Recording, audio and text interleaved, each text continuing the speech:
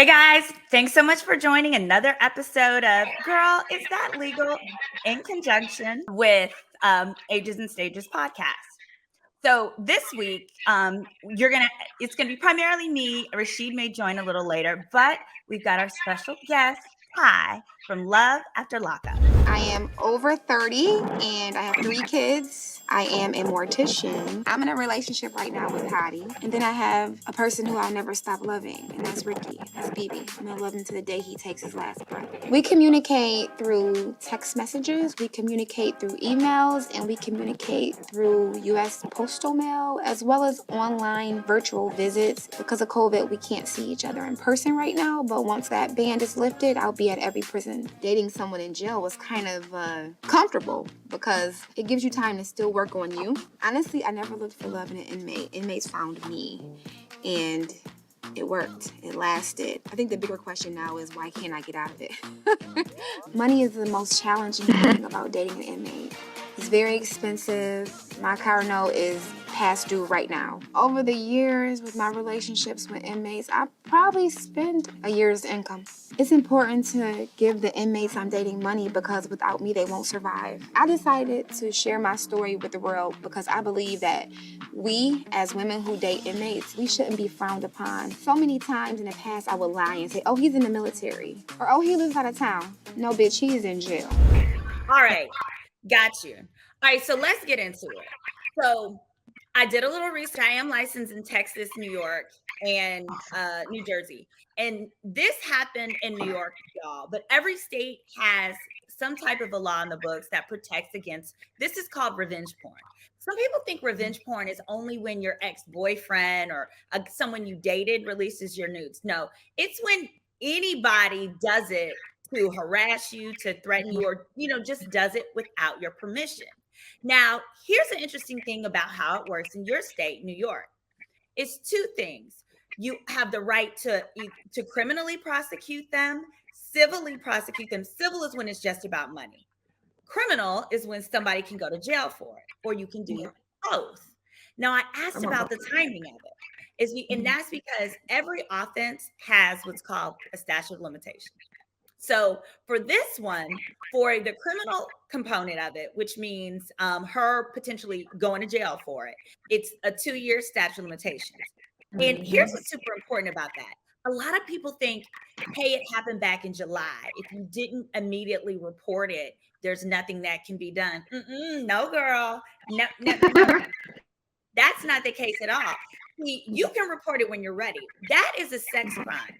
And with sex crimes, it's common knowledge that frequently you are so humiliated, so embarrassed that it can take you a while to work through the shame to go and file a complaint with the police, right? Because initially you talked about you were worried about your kids seeing it. You were worried about your family. You were worried about being there behind, right? Yeah. So you could still tomorrow, if you want to, you can go down and you can file a police report for this happening. And guess what? The idiot admitted it on national TV. She sure did. She's handed the prosecutor her case. This is an excellent case for a baby prosecutor to prosecute and pursue, because one, not only is it related to some TV stuff, so baby prosecutors love making a name for themselves, but they literally, it's right there on a silver platter. Sure is. Now, and let's talk about what is the potential penalty she could have. On the criminal side, it's a misdemeanor. She could get up to 1 year in prison in New York State, or up to 3 years of probation. Hold on, let me share. You need to go to jail. I got a little slide for you. Here we go. All right, so yeah, in New York, it's called the cyber sexual abuse statute. Yeah, and so it's here. I don't know how to zoom in yet, but here we go. Back one. Yep, it says here, if you look down below, it's punishable, like I said, by the 1 year. I know it's small, or up to 3 years probation. But also, you can get $1,000 on the criminal side alone as her penalty, a financial penalty on the criminal. That's in addition to what you can get on the civil side. Okay. Mhm. And here we go. Let's go back out. Then on the civil side, um, you're entitled to, you can get, now, if you do small claims in New York, you can get up to $5,000. Now, for something like this, I would actually, if someone came and got a consultation with me, I would strongly encourage her to file in small claims court. Okay. You don't need a lawyer. And actually, what a lot of people Oh. don't realize is that you can file and seek to go on a judge show, because sometimes that's the easiest way to know you'll get paid. So how judge shows work is, they know, they'll tell you like the most for this offense would be 5,000. First, they require you actually file something and have something pending. Then you reach out to them and they say, they'll hear about your case and say, hey, we're interested. And then they pay you to come on the show. And then whoever wins, you pay them that amount. See, now if you win against Boston in real life, that's the girl's name on the show. If you win against Boston in real life, you ain't never gonna see your money. I did a background check on that girl. She works at Subway. She make people sandwiches. Where? Subway. Subway. Where you get the sandwiches. That's where she work at, girl. No, she don't. She's not going to give you no money. So, but if you were to go on a show, there's Judge Mathis, Judge Steve Harvey is accepting new cases. There are a number of them. You want to go to one that does the miscellaneous, not like a paternity court, that kind of thing. But if you went on one of those, they would pay you to go, they would pay her to go, and then with whatever the judge decides you should be entitled for her doing this, the court would pay it to you. So you're guaranteed your money. Okay. You will get ran your money. And we already know she was on your show, so we know she wouldn't be like ashamed of going on TV like some other. I cannot believe she worked at Subway. She works at Subway. I did a background check. Yes. Now that's one of the other things that it's important to do when you get into a situation like this. Also, with respect to dating, I always talk about dating, you need background checks. But when you're just trying to decide, do you want to file against somebody, you need to size up your opponent. And I did that for you. Gotcha. I did. Thank you so much. So I got her real name. We have her real name and ran a background check. Now, when you do a background check, you guys, I really encourage you. People ask me all the time, what's a different way to do it? One website that I really like, if you're a non-attorney, if you're a regular person and you want to search somebody, boyfriend, ex-boyfriend, whatever, you can use Been Verified. I really like Been Verified. It's going to tell you a number of things. And then I also encourage you to use, if you know what county they live in, just put their name under the free county criminal record searches. You can do the same thing under, it's called your county deed search records. All of these are free. Deed search records will tell you if he has an IRS tax lien, any type of judgments against him, because they filed those in the deed records. It will also, that's how I know, Marion had $100,000 IRS lien. It's filed in the county they live in their county deed records. I'm talking this, those are the same records if you own a home, it would be there too. That's also how you can find out, like if a guy is claiming he owns his home, that's how you can find out. Does he own it by himself? Is it a woman on the deed? That's often how I found out guys would be lying about being married. Yep. Gotcha. Thank you. And you can find out actually how much their mortgage is, because if you have a mortgage, it must be filed in the county deed records. And the only thing you need to search the deed records is the person's name. You don't need the address. You just need their name. So that's one. Good information. Thank you. Now, going back to Miss Boston, remember how I said the way she released your nudes, that is technically simply a misdemeanor, right? That is just a misdemeanor offense. However, when I did Miss Thing's little background check, an interesting thing that came up is that not only is she has ties, it came up with her real name. And not only does she have ties to New York, but she also has ties to Texas. And so let me see if I can share with you this interesting little thing that came up. Here we go.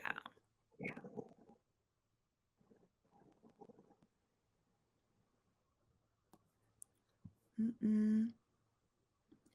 All right. So we have not discussed this beforehand. She is seeing, you're going to be seeing this for the first time. So we're going to need to zoom this real big. Go ahead. You might need to zoom in a little bit. So this summer in June, Miss Thing, police caught her real name is Faniqua Walker. Miss Faniqua Walker decided to stab a man. She was dating somebody. She stabbed him. She stabbed somebody. So she's currently got aggravated assault with a deadly weapon charges pending. And you know what? I never knew about this, but I had a bad feeling about her. Like when we was at the hair salon, I kept saying, you know what, I'm gonna leave because something in my heart just kept saying, you don't wait on somebody. Nope. You don't wait on somebody. So that's what I was gonna say. Your grandmother always said a scared person to kill you. Yeah. She always said that. And you're very lucky that it didn't turn out far worse because she clearly stays packing. So she you said y'all's incident was in July, correct? Wow. Yeah. And when did this happen? June 15th, she stabbed a man. It was a guy that she was dating. So here's the other funny thing.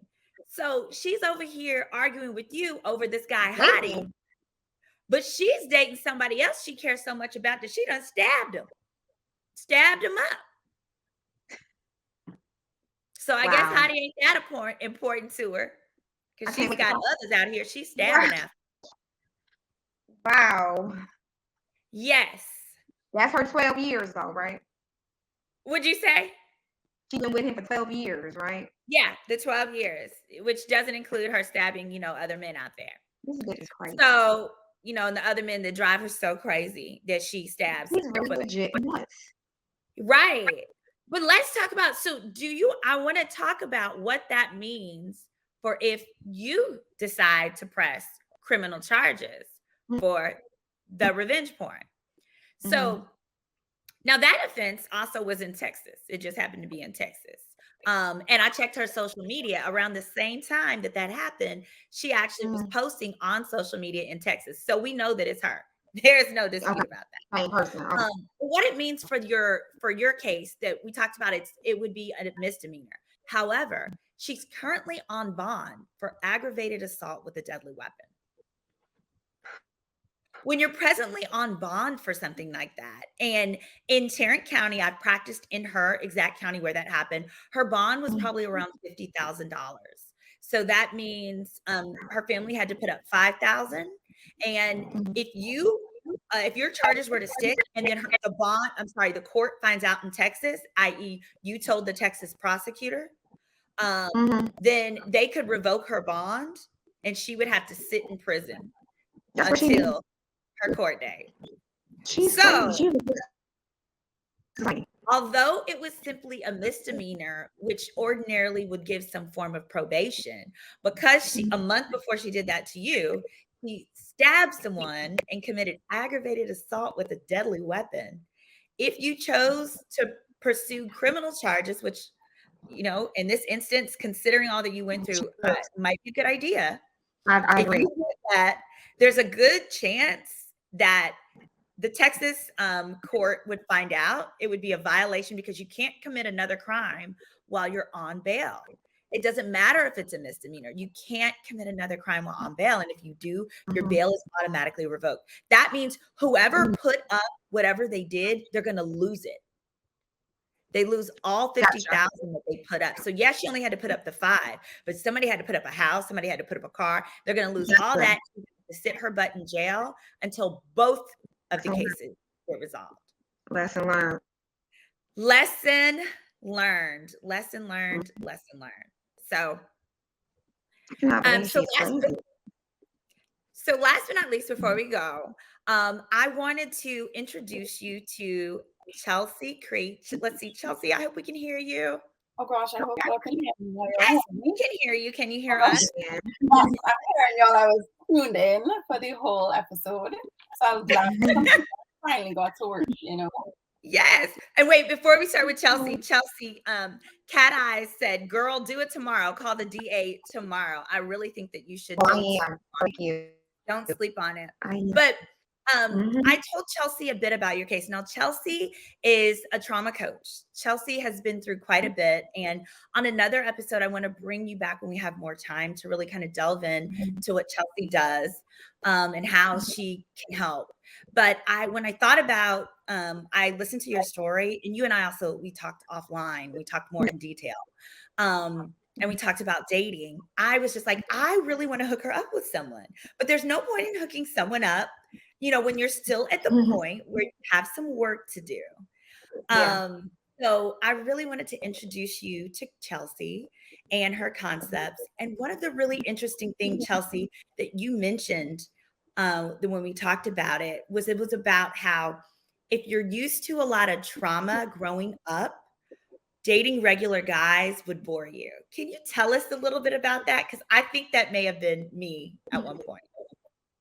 Okay, so the toxicity begins in our primary relationships. Our relationships with our primary caregivers set the foundation for our attachments throughout our adult lives. If your caregiver fails to, are you all hearing me? Sorry.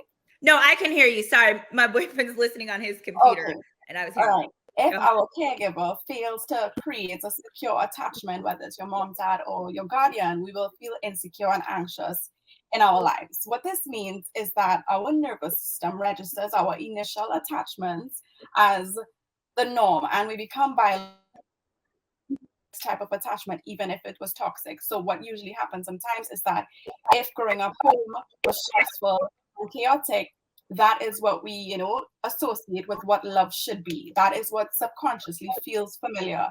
And our brains will always seek familiarity. So it's just like the other aspect of it all is also it's chemical. People in love have like a similar activity in their brain reward circuits as those who have addictions.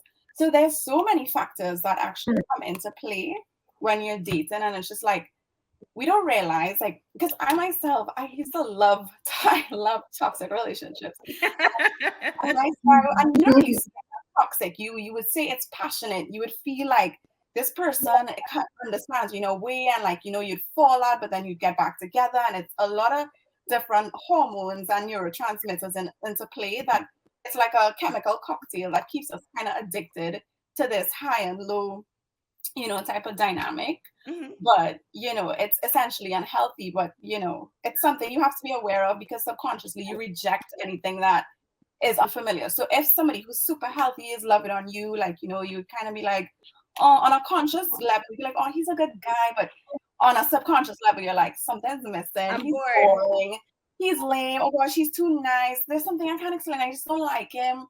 So have you ever experienced anything like that? Me? Yeah. Yes. Yes. Aww. It just don't work. Yeah. It doesn't work. And it's just kind of like sometimes we pull back and we're just like, well, why?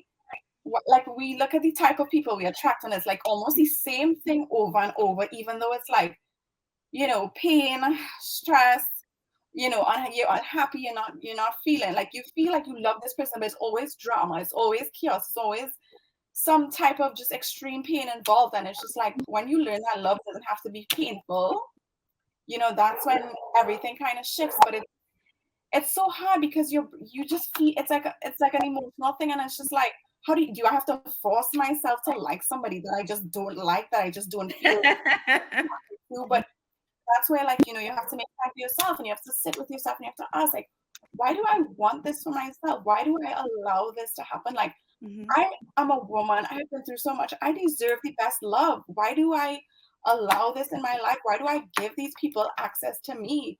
So it just comes back to really sitting with somebody and really unpacking, like, why you allow people to like cross your boundaries, Ty, I was gonna say, Ty, do you feel like you've ever had a healthy relationship? No. Oh, like you want one? Do you think you're ready at this stage to have a healthy relationship? I don't know if I like right for me. Of course, honestly, you deserve a healthy love. Absolutely. Yeah.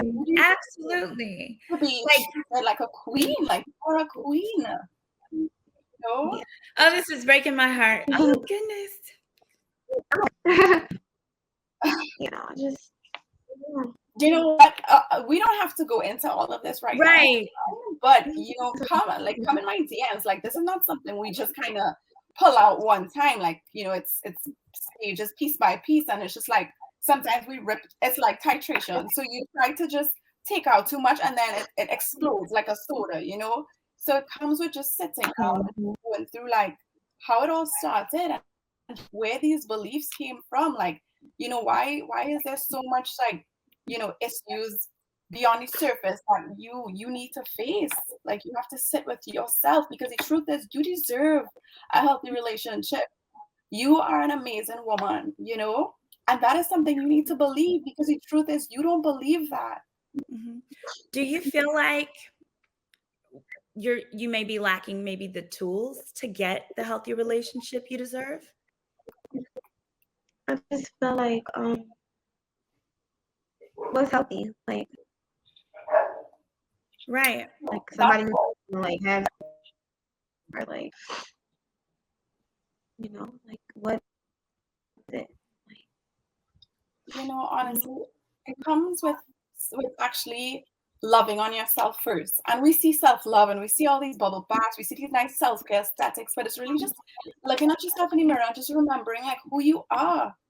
Like, you are that girl, you are that woman, the woman that deserves unconditional love, not love that is given to you when you give of yourself, or you pay for something, or you Mm-hmm. buy a gift. It's just the love that is unconditional, the love that accepts you for who you are in all seasons of change, the love that is patient, that knows that, okay, you're having a trigger right now, let's work through it together. And that's out there.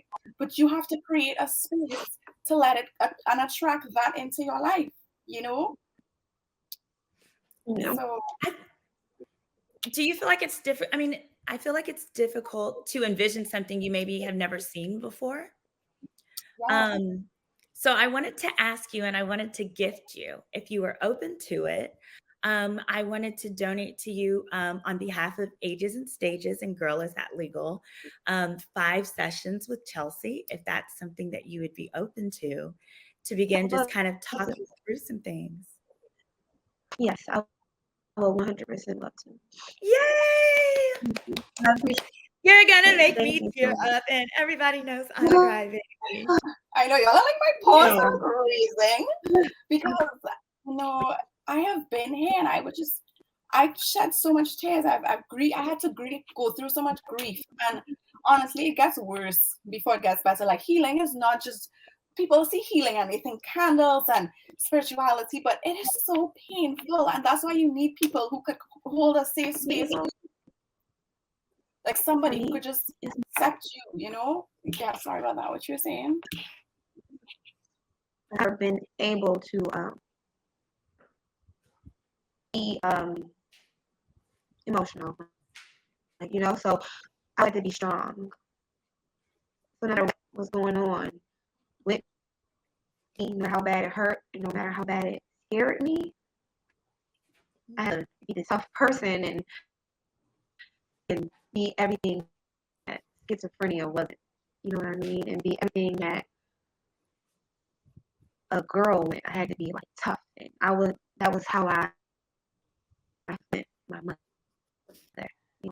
Just be strong, be tough. And when you start dating, or even when you start going through things in life that hurt, you still just shut up and you just you are strong. You're the sister one in the family. You know, that's what you just get forced to be until you just can't take it anymore. No, let me just say, you have to heal that little girl so that powerful woman could emerge. Amen. That little girl who just wanted to be Amen. loved and accepted just wants to be able to be soft, and there is power in being soft. You don't have to be hard anymore. Yeah. It's time for your softness to shine through. It's like, don't let the walls that you've built to protect yourself now turn into a prison where you block yourself from the life that you deserve. Absolutely. And you can't pour from an empty cup. I know you have children, but and you know you want to show up for them, but you can only show up for them if you show up for yourself first. Yeah. So, Absolutely. you know, And I it's think a too, you lot. should be very proud of yourself for where Yes. you are, given all that you've had to survive. I think it's so easy in this day and age with social media to run other people's race, to compare your life to other people's lives and be like, well, they're my age and they have the all of this or they're here with their lives. But when you think about it, you didn't have a mom and you didn't have a dad, but yet you managed to find a way. You know, you're about to take your boards for mortician school. You know, your children are healthy and they're happy and they love their mom. You know, you've done so much good. And so it's very important just to start by mourning. It's okay to mourn the fact that you didn't get what a lot of other people do have, like a mom and a dad and traditional, but it's also important to praise yourself for getting where you've gotten yourself with none of the opportunities that others have had and all of the obstacles. Yeah. And honestly, like you are so amazing for sharing your story. Like, you know how hard it is to be vulnerable in a world that teaches you to keep that shell up, and your story is now part of somebody else's survival guide. You know, so you are out here changing lives by just speaking your truth. You know, and you remove the power of shame when you speak your truth. You For know, sure. so you're on the right track. Like you've accomplished so much and you're going in the right direction. And whatever you've been through has happened to you. And now, you know, you could see the world from a revised lens and you can do better. Your past does not define you, you know? Mhm. So you got this for sure, you know? Yeah. It's a lot. Tonight was a very more like even me, I was like, oh, I have my snack I'm sorry. on camera. But no, it's just Yeah. like some of us never had a safe place to just put our armor down, you know? Yeah, I And feel that's like why I like that you said that because that's pretty much how it's been. Like I went from my mom, and I feel comfortable in it because maybe it helps somebody. But I went from like when my mom was sick, we had her issues. She attempted a suicide homicide with me and my sister. And we survived, of course, but after that, I just never wanted to be in the same household. So I would go to my dad's in different culture. My grandmother is Irish, just we're just different. And I loved it. I just loved being over there. Um, but my dad was gone. And so that's pretty much how I was forced to become a woman, you know, through rape. And I just, I never knew how to do anything but just, and it kind of like hypersexualized me. And I just, I don't I want that again. You know what I mean? Like even like seeing on the show where I flashed my boobs because I was so enraged. That's what I used to do when I was mad or sad, just have sex. And I've always just been wanted for sex. And I just don't want that. You know what I mean? yeah, I mean it was the only way you learned how to feel something. And that Yeah. was how you learned to receive love or attention and there's nothing wrong with that, you know? There's nothing wrong with that. Your past is your past, but it doesn't define you. And if you want better, you can do better. Yeah, it's hard. You It's hard to I'm addicted to being somebody's object of desire. And I don't know how to even be in a room with a man who can't crave me. You know what I mean? It's hard. I know? want Yeah. it. I'm not a scholar. I'm not a hoe. But I'm basically somebody telling me I'm their everything, even if I know I'm not. I can't help it. I'm getting older. And this is what I want. But given That's what you've all. experienced, that actually makes sense. It makes sense, like, who you are and where you are now, all the elements of you, even dating inmates and stuff. Yeah, the show is funny, but I wanted to give you a chance to tell pieces, tell your story, because I think it's easy to judge and laugh and so forth, but when you hear how, you understand the why. Thank you. And so we And will. I don't want to be. I'm not a pity party. I don't want that.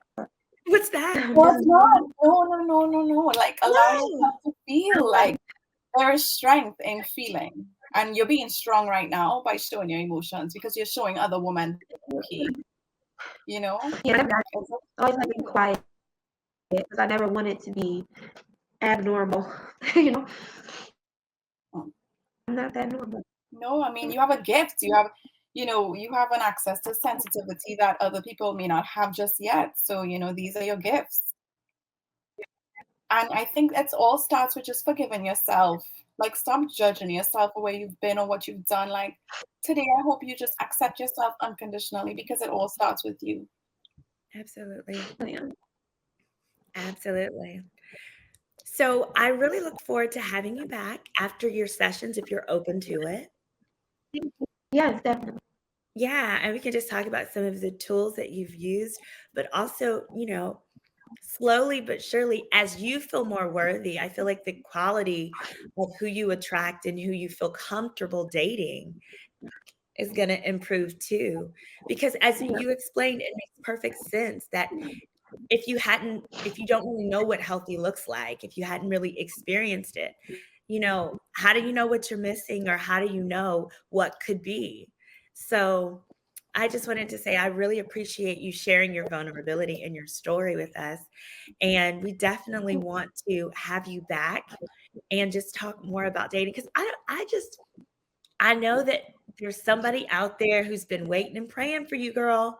And I don't think he's incarcerated. And honestly, you can start by just dating yourself. Like, when last did you take yourself on a date and just love on yourself? How are you gonna teach somebody how to love on you if you don't even love on yourself? Mhm. And So you're so fun. You're already the life of the party. You already attract people. People want to be around you. You make people laugh. You're the friend that cheers people up. I already know. Ain't you? Tell the truth. I am. I am. Yes, exactly. Exactly. So you deserve that same happiness too. We're going to get there. We're going to get there. Absolutely. yeah, she will.